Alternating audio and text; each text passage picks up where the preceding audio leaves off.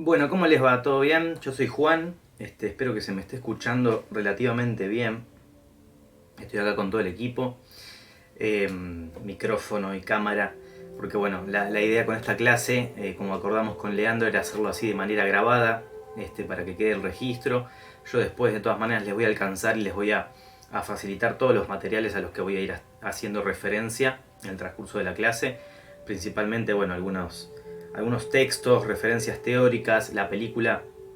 Ya saben a qué película nos vamos a abocar principalmente en este primer encuentro, en este primer registro, que es Los sueños de Akira Kurosawa, película de Kurosawa del año 1990.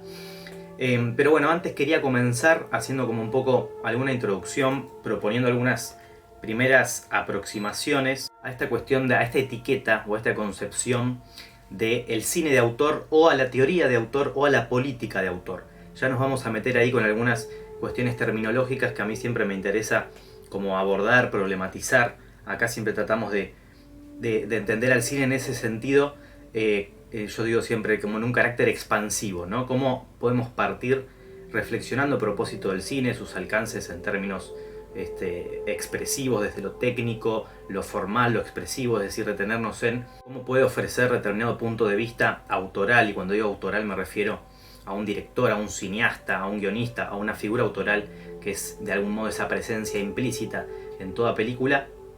Y también pensar al cine como una excusa, como un puente, como un disparador, como un trampolín de ideas para meternos en otros campos que tal vez tienen que ver más con lo sociológico, con lo psicológico, ¿por qué no? O con lo psicoanalítico, ¿no? Más específicamente, más puntualmente, o con simplemente que sirva como para repensar nuestro accionar más cotidiano. Y hay algo de eso seguramente en estas películas que seleccionamos, que pueden parecer como muy diferentes, muy disímiles, pero bueno, un poco siempre acá como que pregonamos y promovemos esa cuestión como ecléctica, ¿no? De partir de películas que tal vez en un primer acercamiento, en un primer visionado, parecen muy diferentes entre sí. Yo voy a tomar primeramente dos ideas, dos palabras, en las cuales no aparece la noción de cine, la dimensión de cine. Es teoría y política de autor. ¿Qué significan estos dos términos? Y voy a trazar una referencia a un autor argentino reconocido. Yo lo conozco porque él es profesor en la facultad donde estudié yo, que es la Facultad de Artes de la Universidad Nacional de La Plata, pero es muy reconocido él como investigador, como teórico, como estudioso del cine, como crítico también. Es Eduardo Russo, el nombre de este autor, y él confeccionó a lo largo del tiempo, fue haciendo como fue lanzando como ediciones, publicaciones, lo que posteriormente se llamó un diccionario del cine, o bien un glosario, podríamos decir, en donde él hacía mención a determinados conceptos que, según su subjetividad, digamos, su lectura, su visión, eran evidentemente relevantes o trascendentales para pensar al cine desde sus poéticas, desde su estilo, desde el cine como ente discursivo. Paso a definir un poco, a leer un poquito y complementarlo con mis palabras, cómo define Eduardo Russo a la idea de política de autor en su diccionario del cine. Por supuesto, esto deriva inicialmente del francés, que es donde nace el término por primera vez, politique des auteurs, no lo estoy pronunciando bien, pero es por ahí, cuando nace en la segunda parte de los años 50, de la década de los 50, en el marco de los Cahiers du Cinéma, estas publicaciones de carácter intelectual y crítico, lideradas por André Bazin, pero principalmente en un artículo, en un enervado artículo que sale ahí publicado por François Truffaut, quien posteriormente va a ser un célebre cineasta de la Nouvelle Vague francesa. Este artículo se llamaba Una cierta tendencia del cine francés, ese era el título, y era bastante radical, confrontativo, en contra de lo que ellos llamaban el cinema de qualité, que era como, bueno, el cine, el tipo de cine, el formato y el modo de representación cinematográfico estandarizado y adaptado por las grandes compañías francesas hacia mediados del siglo pasado, ¿no? Entonces sale este artículo de François Truffaut y de alguna manera empieza a acuñarse el término de autor al considerar al film como un resultado del trabajo de una personalidad en particular, como un arraigo inexorable de la película a la personalidad, a la forma de ser, al estilo de vida, de ese cineasta, de esa presencia implícita que está detrás de la película y que deja sus marcas y sus huellas de manera implícita, de manera sintomática en el discurso audiovisual. La película pasa a ser como una especie de, como una expansión, diría, de la propia personalidad del director.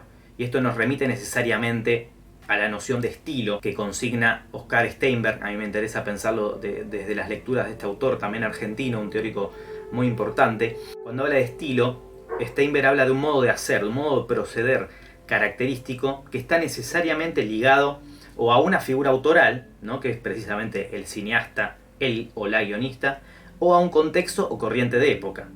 La Nouvelle Vague francesa de los años 50, años 60 podría ser un caso ejemplar. ¿Por qué se define entonces el estilo? Por un modo de hacer. Y ese modo de hacer es la acumulación o la reiteración, la repetición de determinados rasgos característicos de proceder sobre determinado lenguaje. Es, en fin de cuentas, digo, en definitiva, apropiarse del cine de una determinada manera. Y eso es lo que define una marca autoral, una marca de estilo. Evidentemente, esto también tenía otras consecuencias, como por ejemplo, algo que decía André Bazin, el líder intelectual de este grupo también de intelectuales y de primeros críticos de cine que posteriormente devinieron en cineastas, que son el grupo de los cayeristas de la Nouvelle Vague francesa. Esto evidentemente, decía, le adjudica al cine ese poder de ser una forma de expresión estética, artística, tan personal como cualquier otro arte, ¿no? De algún modo se lograba como un equilibrio, como un balance ahí de poner al cine al mismo nivel de las otras formas de manifestación y de expresión artística preexistentes, las cuales cargaban con mayor fuerza la marca autoral, ¿no?, del arraigo y de la ligazón inherente, inmanente del creador con su obra, ¿no? Entonces, bueno, pensar a la política de autor como un hecho que no distinguía entre cine serio y cine de entretenimiento, cine más de masas, cine democratizado, cine masivo, esa era otra cuestión también que empieza a entrar en juego. Es decir, un cineasta más popular, más masivo, como por ejemplo Akira Kurosawa, también podía llegar a ser atribuido como cineasta de autor. Se pierden esos discernimientos o discriminaciones que tal vez sí tenían otro tipo de formas de expresión artística, como por ejemplo la pictórica, la pintura, en donde tal vez sí había una forma de hacer arte a través de la pintura más elitista que otras, ¿no?, y otras más populares tal vez por lo que representaban, ¿no?, por el recorte de realidad que algunos pintores decidían exhibir en sus cuadros. Y como decíamos, la película de Kurosawa, que si bien es de autor, podría cargar con esa etiqueta, podríamos encuadrarla en esa concepción, en esa dimensión, por su trayectoria, por su consagración y por todo lo que tiene que ver Kurosawa como un cineasta emblemático de la historia del cine. No obstante, no reniega, por ejemplo, de ciertos patrones de narratividad clásica, como vamos a distinguir, para estructurar todos estos microrelatos que son sueños, en definitiva. Pero bueno, lo cierto es que la teoría de autor no deja de influir en la producción teórica contemporánea más académica, ¿no?, de análisis, en lo concerniente al análisis de la teoría estética. Va a generar debates, metadiscursos, ¿no?, en términos de Gerard Genet. Creo que en algunas de los encuentros anteriores nos deteníamos un poco a definir la idea de transtextualidad, de que todo texto parte de otro texto en tanto forma parte de la cultura que habitamos y que construimos, y por lo tanto van a aparecer otras miradas, se van a ir como acumulando visiones que giran en torno a la idea de el cine de autor. Entre ellos están los autores Borwell y Thompson, dos autores célebres muy conocidos que publicaron un libro muy famoso, imprescindible diría yo para estudiar de cerca, de lleno, el lenguaje cinematográfico, que se llama justamente El arte cinematográfico. Es bien amplio el nombre. No reniegan de este término que en su momento, como decíamos, parecía ser tabú, ¿no? Cuando se creía tal vez al cine en un sentido más empírico, más instrumental, más técnico, considerado justamente como una obra colectiva, o el posterior, esto lo señala Russo, ¿no?, el posterior patrocinio teórico de la muerte del sujeto, la ilusión de autoría, ¿no?, con todo lo que tiene que ver con la ruptura y el desmoronamiento de las ideas modernas, ¿no?, de la secularización y demás, el arte como algo múltiple, el sujeto que se diluye y la obra de arte que pasa a ser complementada de sentido por parte del espectador, el arte interactivo, el arte receptivo. Pero bueno, no obstante, como decíamos, estos dos autores fundamentales que publican este libro hacia los años 80-90 prefieren designar como autor a esa entidad deductible de cierto grupo de películas que poseen marcas en común, ¿no? Para decirlo de nuevo de una manera más sintética, que permiten apreciar un principio de coherencia interna, podríamos decir, temática o formal entre ellas. Y ahí esa es tal vez, desde nuestra perspectiva, a modo de conclusión, la idea a la que adherimos, ¿no? Entendiendo esa idea de marca como un modo de hacer, insistimos, en términos de Oscar Steinberg. Esto nos habilita pensar el análisis estrictamente audiovisual de las películas a las que vamos a hacer referencia y entender como sellos o marcas de autor, de autoría, a esas marcas textuales que son justamente marcas fílmicas, ¿no? Recordemos, cuando decimos texto hablamos de redes entre tejidos y capas de sentido, y la noción de estilo, justamente comprendida en términos de Steinberg, nos viene muy bien para pensar en estos términos al cine y al análisis. Nos parece que tal vez la perspectiva, y pongo comillas, más justa, ¿no? O más sensata en términos estéticos y formales, es esta de entender y asumir ese desafío por parte del director de lograr y de generar cierta certera y asertiva confluencia entre los aspectos más narrativos estructurales que habitualmente y tradicionalmente se advierten como prioritarios en el desarrollo y la confección del guión, ¿no? Por eso históricamente el autor era el guionista, pero lograr un equilibrio entre eso, entre lo narrativo estructural, entre la trama, los personajes, sus motivaciones, si hay un antagonista, si hay un desenlace, si hay un contexto geográfico y espacial determinado, y los otros aspectos que son propios de la materia prima cinematográfica y que podríamos definir como rasgos técnico-lingüísticos realizativos y que aparecen en primer plano si hablamos estrictamente de la puesta en escena audiovisual. Digamos que en busca de esa confluencia justa debe ir el autor de cine. Ahí podríamos decir que convergen dos de las principales vertientes de cine de autor que nombrábamos y que presentábamos un poco en el videíto preliminar de YouTube que les pasamos por el grupo de WhatsApp. Y esa vertiente restante, la que atiende la transposición a la adaptación desde una obra fuente literaria, es acaso menos usual, es un poco más ambigua o más controversial, ¿no? Porque no se suele referir tanto a de autor en esos casos, pero cuando se lo hace, evidentemente genera algún tipo de polémica. Así que ahí de alguna manera abordamos como esas tres vertientes que habíamos adelantado y arrojamos una primera conclusión, ¿no? Tal vez posicionándonos en estos autores, en Eduardo Russo, en Borwell y Thompson, en Steinberg. La noción de estilo me parece crucial, fundamental, y un poco en ese sentido vamos a ir avanzando con el análisis de Los sueños de Kurosawa. Ir identificando en su película estas marcas de estilo personales que hacen y que elevan, por decirlo de un modo, a esta película, que es un recorte, un corpus, un ejemplo de muchas de su propia filmografía, al estatus, o al estatuto, mejor dicho, de película de autor, o de cine, política o teoría de autor.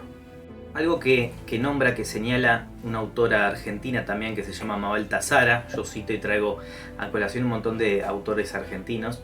Ella habla en un texto que se llama Periodizaciones del cine. En los 80 y en los 90 se da cierta tendencia a la intertextualidad, y ahí aparece también esta noción que adelantábamos del palimpsesto, de la transtextualidad, de la capacidad del cine de poder trazar referencias con obras preexistentes, extraídas no solo y no exclusivamente del campo de la literatura, sino también del teatro, de la música, de la poesía, de la pintura y, por qué no, también del propio cine. Entonces ahí aparecen todos los tipos, las tipologías de transtextualidad que define Gerard Genet primeramente desde la literatura. La idea de la intertextualidad la podemos entender como tomar un fragmento a modo de cita, a modo de alusión, a modo de homenaje, con películas o con obras o con textos previos, ¿no?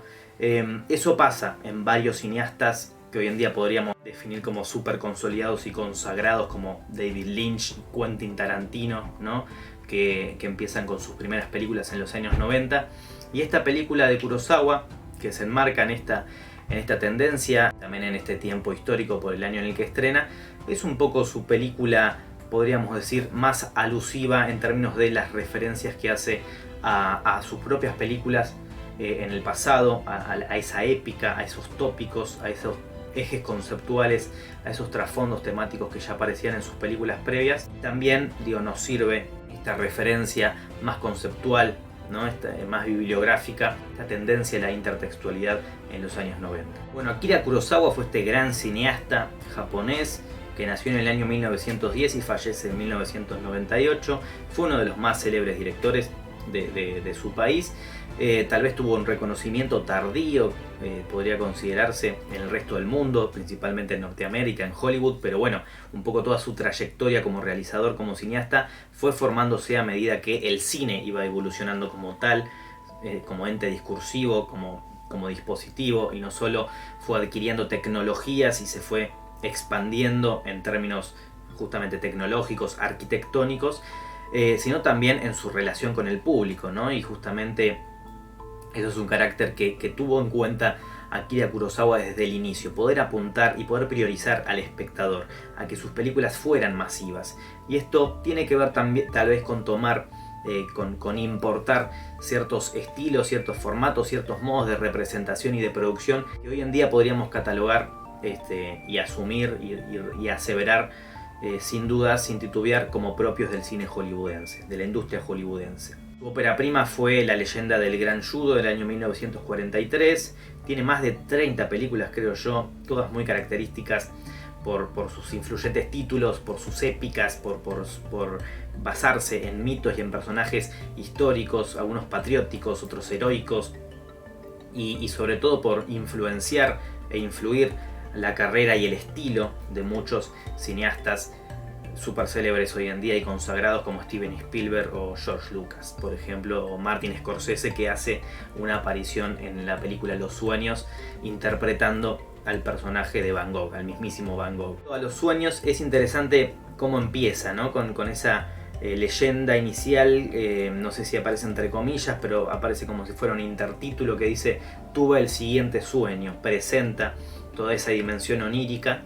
Remite por supuesto a una introducción literaria, ¿no? A un tipo de marca textual, de marca fílmica. Insisto, siempre que diga marca textual me refiero un poco a la idea de marca fílmica, ¿no? de un modo de hacer que refuerza la idea de una ficcionalización inevitable, pero motivada y estimulada primeramente por numerosas vivencias personales, ¿no? Y esto de meter en la película, de filtrar, ¿no? por los poros de la película la visión y la concepción del mundo personal del director, ya aparece de entrada, ¿no? Y eso es definitivamente, decididamente, una primera marca de estilo, un primer desplazamiento estilístico recursivo que podríamos catalogar y clasificar como marca de cine de autor, como marca autoral.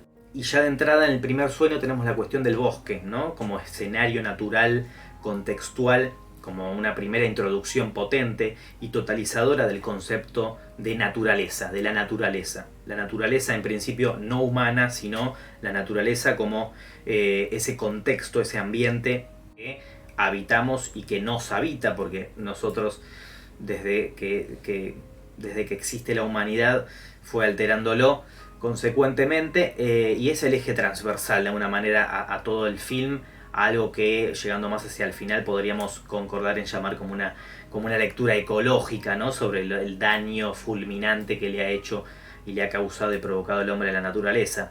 Pero entonces esa primera interiorización, a partir de un tratamiento bien como lentificado, parsimonioso desde el sonido, como pacífico y calmo, reposado, empieza y está, introducido en la película casi a modo de indicio dramático, si lo pensamos en términos de Roland Barthes, en el primer sueño, ¿no? Podemos intuir, ahí está como esa primera sugerencia, ese primer acercamiento a la imperiosidad de la naturaleza y su inconmensurabilidad y su monumentalidad, como un parámetro temático esencial desde el primer momento de la película, ¿no?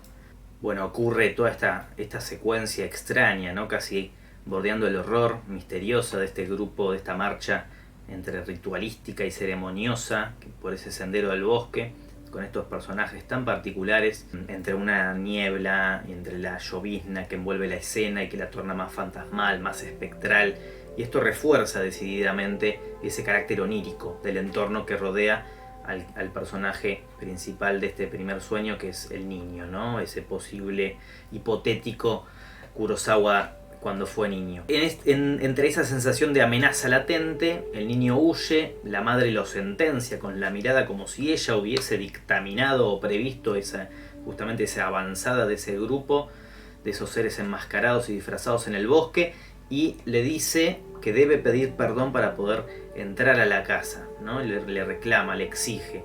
Y ahí aparece también ese otro tema, ese otro tópico central en el resto de los sueños posteriores. La idea del perdón, de la redención, como una salida, como una alternativa para pensar la propia vida, ¿no? A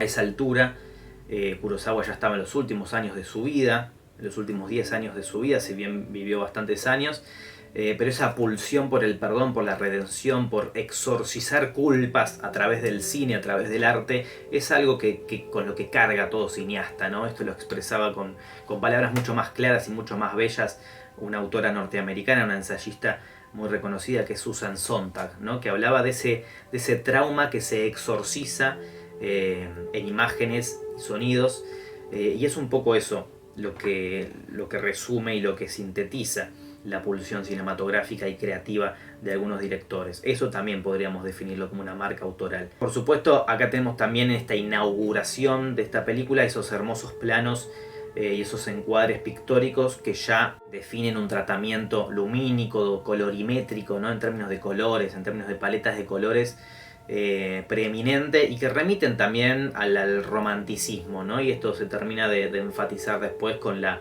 referencia explícita a Van Gogh, ¿no? en el relato venidero, en donde se consolida esa pasión romántico-expresiva en la búsqueda, como decíamos, de los contrastes, de los colores que despliega Kurosawa en sus decisiones de estilo plástico-visuales. Por más de que él no sea el director de fotografía, hay una decisión primera de hacia dónde ir por parte de Kurosawa, hay una búsqueda de estilo previa, ¿no? El sueño 2, que aparecen estos espíritus, ¿no? Que se presentan ante el niño como los espíritus de los árboles, de las flores, esos somos, dicen, hacen esa presentación ante este inocente, ingenuo protagonista, y se despliega ahí y se expone como una suerte de venganza poética por parte de estos espíritus forestales que ya que talaron el árbol que proveía los melocotones a las familias campesinas o trabajadoras de la tierra de esa región que se nos muestra, y aparece de nuevo el subrayado estético y temático en la cuestión de la naturaleza, como un trasfondo, además de estético, ideológico, que todavía no aparecía tan plenamente en el primer sueño. La cuestión de la avaricia del hombre, ¿no? Del hombre que produce, que explota el medio natural para producir y para acumular riqueza, como principal desencadenante del desastre ecológico ambiental en el que nos encontramos inmersos desde hace décadas, y que un poco lo repite también los demás personajes, se van a encargar de repetirlo en otros de los capítulos, en otros de los sueños. Entonces esa encarnación en espectros, en fantasmas, en figuras indefinidas, pero al fin y al cabo carismáticas y expresivas, que son estos espíritus, representan esa idea un poco constante, ¿no? De la naturaleza que juzga y sojuzga el accionar malévolo y malintencionado del hombre. Y acá es interesante cómo aparece luego con toda la cuestión del reflorecimiento de esos árboles, y que finalmente era una ilusión, etc. La expresión del niño, ese llanto incontenido que estalla en determinado momento y que la cámara se encarga de exponer y de casi de manera intrusiva exhibir en primer plano, como decía, exponer. Y aparece la cuestión del contraste, para nombrarlo también como un concepto, pero como un recurso. Hay un manual, existe un manual del montaje cinematográfico escrito por un autor que ahora no me sale el nombre, pero el apellido es Sánchez, es muy conocido, el manual de estilo de montaje cinematográfico, y él habla del contraste como ese recurso que parece algo simple, pero hay que nombrarlo, hay que definirlo y hay que reconocer sus variables y sus modos de operar. Y es interesante advertir cómo en la mayoría de los microrelatos sueños respetan de alguna manera, como decíamos, esta estructura clásica de paradigma ternario, ¿no? En términos de Sid Field, de que primero hay una presentación, una introducción, un estadio inalterado, llega la alteración y hay una confrontación, hay un conflicto, hay un momento de crisis, un clímax, que en este caso en el sueño 2 es el llanto del niño, y luego una resolución determinada, como un giro, un plot twist, un plot point, un punto de giro. Todo esto aparece de algún modo ahí en todos los cortos, como decíamos, pero sin perder el lado poético, sin perder la importancia de pensar a cada corto en función de sus sentidos implícitos y subyacentes, ¿no? Podríamos decirlo ahí en términos de David Bordwell, que habla de lo implícito y de lo sintomático como lo reprimido, tal vez como lo accidental, como lo no verdaderamente intencional, pero que inevitablemente está en la película, porque al director se le escapan esas ideas, y un poco eso pasa tal vez a esta altura de su vida en la película de Sueños, esa reiteración, esa recurrencia a hablar de la naturaleza, a que cada plano responda a ese concepto, a ese trasfondo ideológico, conceptual, también puede tener que ver con, por supuesto, con ciertos traumas, tal vez generados en la propia introspección problemática de Akira Kurosawa. Y entonces decíamos, eso es completamente coherente y se corresponde y va de la mano con el tratamiento estético y con el tratamiento de cámara, el punto de vista de la cámara, que de pronto nos muestre un encuadre amplísimo, vasto, donde se presta atención, donde se pone el acento y resalta, por ejemplo, los colores, esos árboles, esos espectros tan vistosos, esos escenarios. En el sueño anterior hablábamos del bosque, y luego el énfasis en la expresión contenida del personaje en primer plano visual, ¿sí? Pasamos de un plano casi panorámico a un primerísimo primer plano. Eso también es reconocer un tratamiento de montaje en términos de contraste. Y está bueno encontrar esa confluencia, esa convergencia entre el contraste en más lo narrativo estructural y en lo conceptual o en lo temático conceptual, y en los tratamientos estrictamente técnico-lingüísticos realizativos, como por ejemplo un encuadre. En el sueño 3, que es este sueño en el que están los personajes perdidos en la tormenta de nieve, es más lento, es más sosegado todo, es más pausado en términos de narratividad, en términos de acción, pero sin embargo se respetan de algún modo esos tres grandes momentos, como decíamos, paradigmáticos, canónicos de todo relato clásico. Esa introducción, ese desencadenante, esa alteración, ese desequilibrio, ¿no? Que podríamos traducir acá en la tormenta, en esa fiereza inesperada de la tormenta, luego en la aparición fantasmal de la mujer, y por último la resolución de que estaban a pocos metros del campamento. Aparecen a otro ritmo, pero sin embargo aparece esta estructura de tres actos. Digo porque habitualmente se habla de que para que se cumplan estas reglas, estos patrones, este paradigma, la película tiene que avanzar rápidamente. Tiene que haber mucha acción y mucha sucesión y concatenación constante de acontecimientos y de sucesos. Y a veces no están así, esos sucesos pueden estar ordenados de manera más paulatina y más progresiva. Todorov define a los dos principios del relato como a la sucesión y a la transformación. Si no hay sucesión y no hay transformación, no hay relato, no hay narración, no hay narratividad, de eso estamos hablando. Entonces, en este caso creo que se suceden acontecimientos y al avanzar la acción, aunque fuera a un ritmo más lentificado, termina habiendo una transformación de personaje, porque hay siempre una revelación final, como decíamos recién, un punto de giro, un plot twist, como se suele decir ahora, ¿no? Que en realidad es plot point, la traducción más literal y más acertada. Eso pasa en casi todos los cortos que vemos en esta película. Hay una revelación, hay un pequeño giro, hay una transformación de personaje en cuanto a la información que tienen para con el espectador, ¿no? Entonces, cuando llega esa revelación, Kurosawa se encarga de poner el acento en lo formal de determinada manera, ya sea con la música, que de pronto sube el volumen, la intensidad, marca algún tipo de refuerza, quiero decir, acentúa esa revelación, esa epifanía final, o en esta cuestión de lo técnico, digo, más ligada y anclada a lo técnico visual, que tiene que ver, por ejemplo, con el uso de encuadres y de primeros planos más intrusivos, más exagerados, algo que ya decíamos que era habitual en la filmografía de Kurosawa, el uso de teleobjetivos, ¿no? Fijar la cámara y casi encuadrar al personaje con el fondo completamente desenfocado. Insistimos con esta idea de contraste, entonces, de jugar con los extremos, de cercanía y aproximación casi intrusiva, agresiva hacia los personajes, pero luego pasar, ¿por qué no?, a encuadres amplios, panorámicos, que exponen exageradamente, casi hiperbolizando en términos de colores, de paletas de colores, exaltando la luminosidad de esos ambientes, de esos escenarios, de esos paisajes, y ese efecto hiperbolizante creo también es un poco propio de la dimensión onírica, ¿no? Solemos y tendemos a exagerar todo en el mundo de los sueños, en nuestra introspección o interioridad problemática. Solemos enormizar todos los elementos y los objetos y también los escenarios, y hay algo en eso que creo yo que es coherente con cómo trata a la forma fílmica Kurosawa en sus películas. Enormiza e hiperboliza no solo los escenarios por cómo los muestra, por cómo los encuadra, sino también a sus personajes cuando los expone intrusiva y agresivamente en un primer plano visual. Y bueno, en el sueño 4 tenemos a estos fantasmas, estos espectros, de nuevo abrumadores, terroríficos, pesadillescos. Yo creo que este es uno de los sueños más cruentos, ¿no?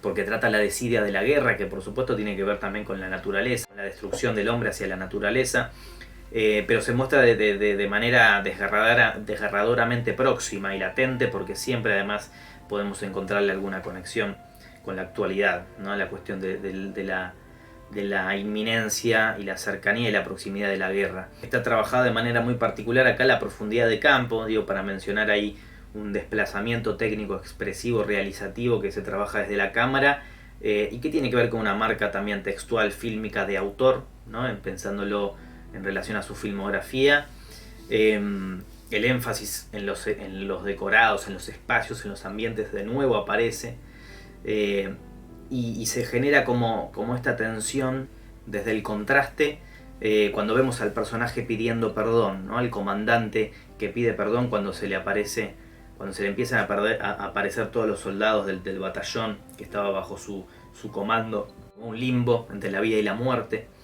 El perdón con honestidad hacia sus subordinados muertos en combate, la sentencia ética ante un mandato moral, que no son lo mismo, digo, ética y moral, ya nos hemos metido previamente con estas dos concepciones, ¿no? Porque la ética sería la declaración que acá aborda Kurosawa en contra de la insensatez y el sinsentido de la guerra, que se enfrenta a la moral, que es la guerra como mandato social y moral, como lo que es correcto o incorrecto en determinado momento histórico. Y en este momento histórico, evidentemente, lo que habían decidido los líderes gobernantes del mundo es que la guerra era la alternativa, ¿no? Como afirmación del servicio patriótico, como paradigma de lo que es correcto en determinado contexto epocal y bajo determinados patrones. Entonces ahí se enfrentan, por eso hablamos de tensión y de contraste, reforzado por supuesto siempre desde los caracteres y rasgos expresivos y formales y estéticos, la idea de la ética, de la lectura en contra de la guerra, antibelicista, y la moral, ¿no? Como el perdón que tiene que asumir la culpa, que tiene que asumir esa carga moral, que tiene que asumir el comandante cuando se le aparecen los fantasmas de su batallón, del batallón que estaba bajo su mando. Está ahí la exacerbación, de nuevo la exageración, insistimos con esta cuestión de la hiperbolización desde los colores, desde los aspectos plásticos de los personajes, que podrían haber estado caracterizados con algún color más como desvaído o pálido en la piel, pero no. Kurosawa, o una decisión desde dirección de arte, los muestra pintados de azul, ¿no? El rostro como rasgo identificatorio y condenatorio también de su estatuto de fantasma. Son azules. Es un indicador de la idea de la muerte, por asociación. Y ahí hay como una dramatización extra que me parece que es interesante. Y bueno, un poco ya adelantamos después el sueño 5, ¿no? Donde aparece Martin Scorsese personificando, interpretando a Vincent Van Gogh. Acá, bueno, está interesante pensar, digo, como otro rasgo autoral, de autor, el extravío, ¿no? La perdición de este personaje en los cuadros y en las obras pictóricas, que en realidad en verdad es en su imaginación, ¿no?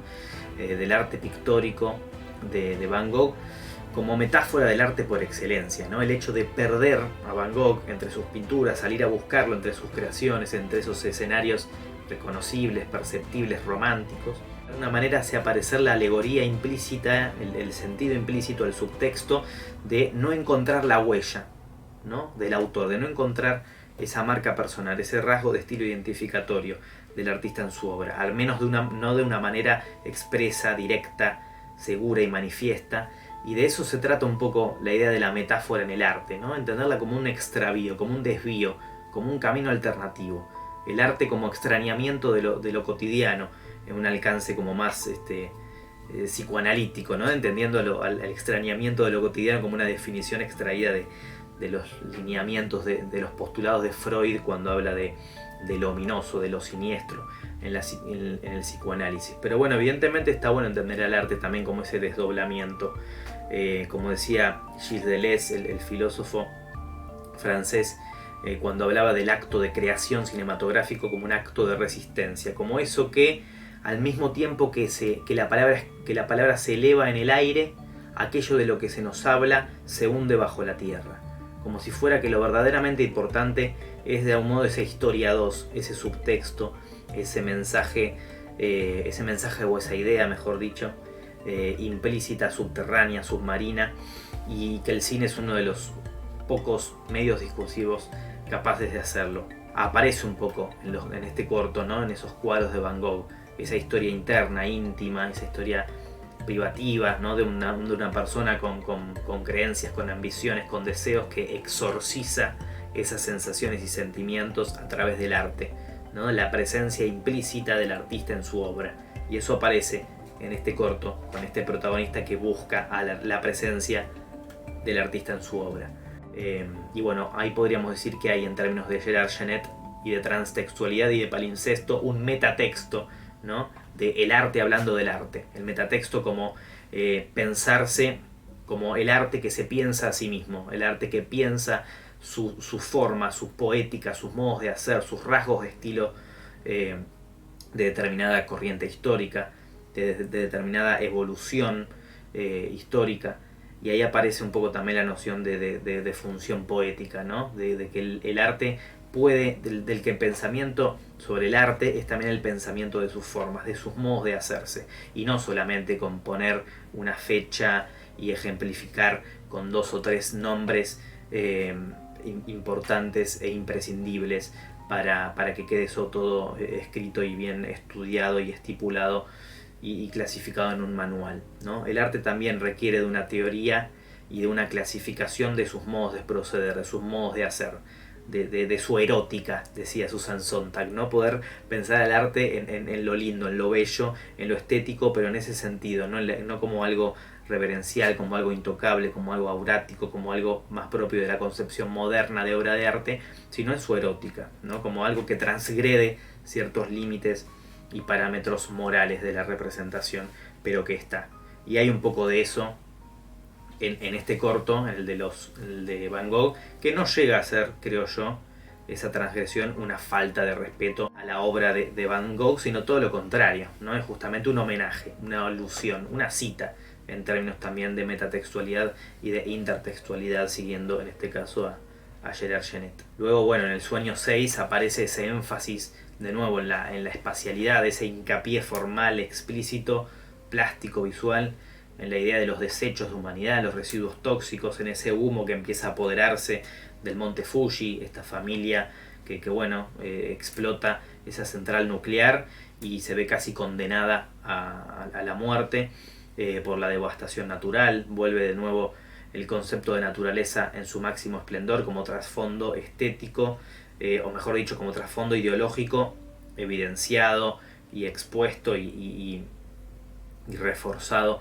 a partir de decisiones y procedimientos estéticos, ese demencial accionar voraz, inhumano del hombre que se cava su propia tumba, ¿no? que se suicida, que se aniquila a sí mismo por la explotación. Uno de los personajes, antes de suicidarse, ¿no? En este mismo sueño dice: la radiactividad era invisible, pero la tiñeron de colores, ¿no? Como haciendo un poco referencia a esa artificiosidad del accionar humano, ¿no? Que llegó hasta tal punto, la debacle consecuente de la determinación última del capitalismo y su salvajura y la explotación, hasta lo que era invisible se vuelve explícito, se vuelve evidente. La radiactividad, eso que dañaba desde las sombras, desde las penumbras, el hombre la tiñó de colores. Era tan obvio que nos iba a devastar, era tan obvia la devastación y el estallido y el desastre nuclear, que finalmente no había más que sentarse a esperarlo, ¿no? A esperar la muerte, no tiene sentido, dice el personaje en un momento, no es mejor que morir, la radiactividad se encargará de ellos, y él marcha hacia su muerte suicidándose, cuando en verdad, digo, ¿cuál es el espejo distorsionado de la realidad actual que vemos en este corto? Lo que estamos haciendo de algún modo es eso, es esperar la muerte, ¿no? Porque la radiactividad ya está allí, esa venganza química, por decirlo de algún modo, ya está activada.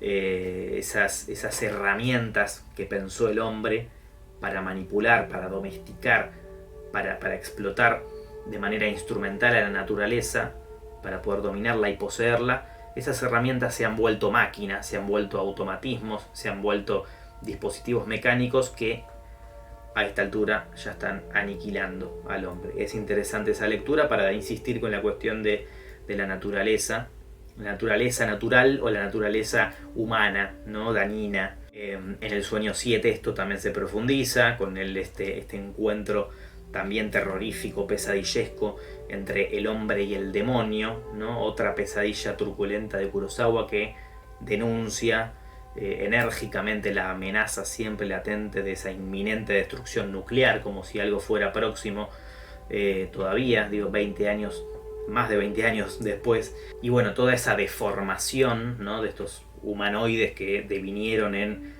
seres con cuernos, y toda esta devastación y esta desolación, en donde también pone el acento al presentar estos espacios, se muestra a modo de hipérbole, ¿no? Porque vemos esas plantas que han mutado, de esos dientes de león, plantas y flores enrarecidas, han mutado en plantas grotescas y gigantescas, de grandes dimensiones. Y el personaje dice, esto es un vertedero de residuos tóxicos. Y la cuestión del canibalismo, ¿no? Que aparece también de manera explícita y literal, pero como una metáfora del canibalismo simbólico al que de alguna manera estamos ya entregados hoy en día. La inmortalidad como un castigo aquí, y de nuevo ese choque de contrastes, decíamos, en términos de montaje, en términos de como lo presenta Sánchez en su manual de montaje, ¿no? En los espacios, en los ambientes, en los modos de presentar y exhibir a los personajes de manera tan cruda, tan cruenta, ¿no? Acá hay otro término que es un tratamiento de estilo que lo define también Mabel Tazara en sus periodizaciones del cine. En ese texto que después les voy a compartir, ella habla de la transparencia y de la opacidad. Hay otro manual también de Ismael Xavier, un pensador brasilero, que habla de la transparencia como de algún modo el registro de la realidad tal cual es, ¿no? La cámara translúcida, la cámara cristalina, la cámara pulcra, la cámara que lo que registra lo muestra, esa realidad sin filtros. En cambio, la opacidad como un desplazamiento más poético, más ambiguo, más incierto, o bien como este tratamiento que por supuesto popularizó el cine de la Nouvelle Vague francesa, de evidenciar el dispositivo, de mirar a cámara, de romper la cuarta pared, esos desplazamientos opacos como lo definen estos autores. En este caso yo creo que efectivamente Kurosawa opta por la mostración como transparencia, ¿no? Por la exposición de manera cruenta, de manera explícita, asumiendo y por supuesto dejando entrar en juego y poniendo de relieve lecturas y visiones implícitas, subyacentes, subterráneas. Ya venimos insistiendo con esto de la historia 2, esto que decía Deleuze, ¿no? De que en el cine importa más lo que está por debajo que lo que está de manera superficial o en una primera lectura, en un primer visionado, pero evidentemente Kurosawa opta por la transparencia, ¿no? por lo cruento de la realidad, por una evidencia poética, podríamos decir, para que suene un poco más bello, en esta idea de la mostración como algo indecible, como mostrar lo indecible, lo que transgrede el límite de la representación, como lo pornográfico, ¿no? Lo pornográfico entendido como eso, como lo que transgrede y viola el límite de la representación moral, ¿no? De lo que es correcto o no mostrar. Hay como un juego o un coqueteo con algo de eso en el cine de Kurosawa, en todo su cine, y un poco acá hay como pequeños destellos, porque bueno, como decíamos un poco al principio, me parece que es una obra, Los Sueños, que sintetiza un poco toda su carrera. En el sueño 8, el de los molinos, de este pueblo, esta comunidad tan particular con la que se choca y se enfrenta el protagonista, hay una frase muy bella que le dice el personaje anciano, con quien sostiene un diálogo, le dice: no me gustaría una noche tan clara que me impidiera ver las estrellas, ¿no? Y ahí un poco vuelve de nuevo, ya de manera reiterativa, pero clara, precisa, a modo también de síntesis y de desenlace, de cierre, la plegaria a favor de la naturaleza como máxima primordial en este conjunto de ensoñaciones, como síntesis reflexiva privilegiada. Digo, si hay devastación y desidia, es contra la naturaleza por parte del hombre, y si hay alegría también, ¿no? Como la dice, como lo transmite en esa frase tan asertiva el anciano, ¿no? No me gustaría una noche tan clara que me impidiera ver las estrellas. Cuando el personaje, el protagonista, el joven, le pregunta por si no tienen energía eléctrica, no tienen luz, ¿cómo hacen para ver a la noche?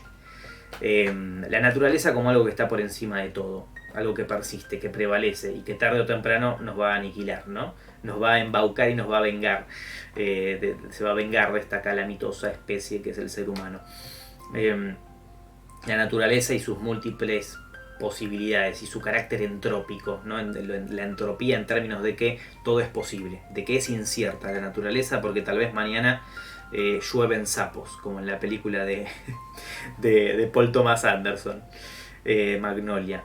Digo, esa idea de la naturaleza como algo que habita, que nos habita y que habitamos como algo suprasensible, como algo supremo, como algo superlativo en su inconmensurabilidad, está, me parece, implícita en este compendio, en este conjunto de sueños y bueno, su confrontación con las ideas del hombre que todo lo racionaliza, no dándose cuenta de que la prodigiosa razón humana no va a poder tarde o temprano terminar de apoderarse de la naturaleza.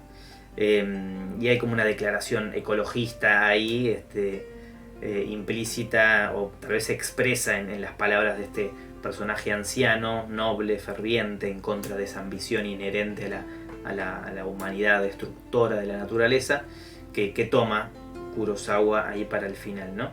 Inclusive la idea también bella y particular y singular del funeral como una despedida feliz, como un agradecimiento, como una situación feliz, ¿no? Para volver a darle otra vuelta de tuerca a la cuestión de la muerte, que también aparece en varios de los episodios. Digo, a mí me gusta pensar más en todas estas como posibles marcas de estilo, marcas textuales, marcas fílmicas que podrían elevar esta película a la categoría de cine de autor, o a Kurosawa a la categoría o al estatuto de cine de autor. Me gusta más que pensar en un mensaje, en una moraleja, en una moralina final que deja el director, porque al fin y al cabo ninguna película debería dejar una moraleja. Justamente la idea de moral a mí me parece muy problemática y acá ya la deconstruimos y la repensamos y la problematizamos. Me gustaría más pensar en la idea de intencionalidad última, o de sentido implícito, o inclusive de sentido sintomático y reprimido que propone David Bordwell, que un poco también ya nombrábamos, ¿no? Como eso que inevitablemente va a aparecer y que ya como espectadores, si somos, aunque sean mínimamente conocedores de la trayectoria fílmica, cinéfila inclusive, de determinado director o directora o cineasta, en este caso Kurosawa, ya podemos adelantarnos e ir conjeturando y aventurarnos sobre los tópicos que sin dudas van a aparecer en la película, insisto, como trasfondo ideológico, reforzados y puestos de relieve y en evidencia a través de determinadas decisiones de estilo. Estilo en términos de Steinberg, entendido como un modo de hacer, como un modo de proceder anclado, inherentemente anclado a determinada figura autoral y a determinado marco contextual y marco de época. Esa es la definición para mí más propia de cine de autor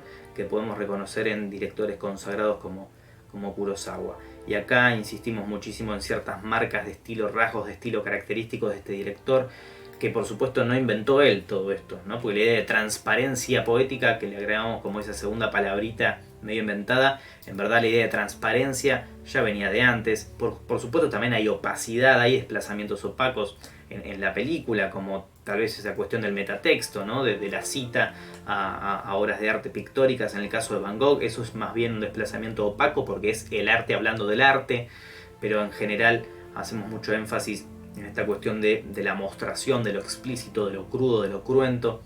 Está esta cuestión de la transparencia, está este contraste desde el montaje, ¿no? Desde jugar con encuadres amplísimos, vastos, panorámicos, y luego con poner el acento y la lupa, podríamos decir, en expresiones, en gesticulaciones expresivas muy puntuales de los personajes, que exacerban sus expresiones, que los monstruizan y enormizan, creo, o hiperbolizan, como decíamos. Todas estas cuestiones que remiten a rasgos de autor que no inventó Kurosawa, pero que él dota de singularidad a partir de una trayectoria ya inclaudicable, insoslayable. Motivación, creo yo, como decíamos, a modo de intencionalidad última y no de moraleja y no de moral o de mensaje. Su intencionalidad última de hablar de la naturaleza, o mejor, en vez de decir de la naturaleza, de en contra de la naturaleza humana, que no es lo mismo en verdad, ¿no? Pero tal vez sea una lectura más acertada, ya que Kurosawa pone de relieve las ambiciones, los miedos, los deseos, las decisiones, basadas muchas veces en religiones, en lo espiritual, de estos comportamientos y pulsiones propias de esa enervada naturaleza humana y su tendencia al irrevocable desastre ambiental, en este caso. Por eso ese cierre con este sueño último. Bueno, me pasé de la duración de la clase, pero espero que se haya entendido algo, espero que los deje más que nada con inquietudes y con ganas de seguir reflexionando, y nos las comparten en el grupo y nos vemos en el próximo encuentro. Sigamos viendo cine de Kurosawa, que está muy interesante, aunque cueste verlo, porque bueno, ya pasó un tiempo desde que estrenó ya su última película. Los sueños a mí me parece una película extraordinaria como puente para interiorizarnos y sumergirnos en la trayectoria filmográfica de este tan consagrado y celebrado director.